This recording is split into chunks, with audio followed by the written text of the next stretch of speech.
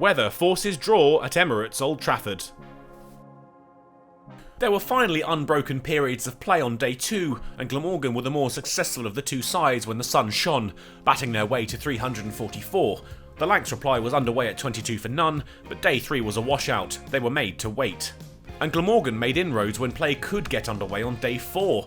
Nisa with his first wicket for the side, Davis caught behind for 15. Jennings and Wells took the total to 50 together. The early breakthrough, a speed bump for the pair, who found their feet, and it wasn't long before they'd played their way to a 50-run partnership. Luke Wells perhaps got a little bit ahead of himself. He came down the track to Salter, but the shot was sent skywards, and he was caught by Douthwaite. Bohannon took the total to 100 alongside Jennings, and the opener was looking in good touch. He was into the 40s, and could find his way to a 50. He'd be on 46 when they reached the first interval of the day, the score at lunch 108 for 2. Jennings had his half-century at the resumption, Nisa driven nicely through the covers to take him to the landmark figure.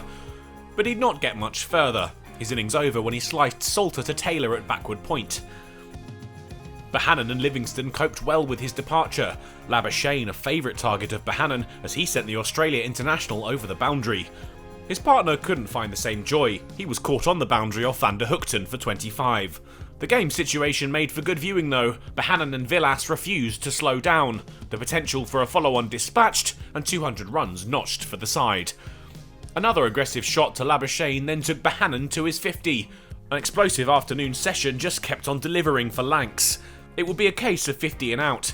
He was unable to replicate his success against Labuschagne to Taylor, caught by Salter and tea taken with the fall of his wicket.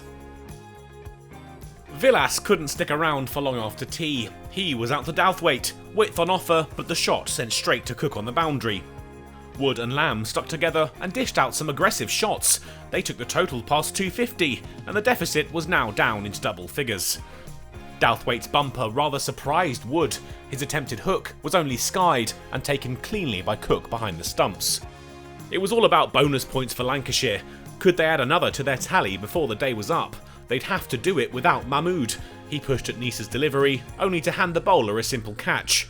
Then it was Lamb's turn to go, Lloyd beating his defences to bowl him for 22. That left Jimmy Anderson as Matt Parkinson's partner, and the tail-enders united and took over from their departing colleagues. They managed to get the total past 300, and then the captains Villas and Cook agreed to share the spoils. The match ended in a draw.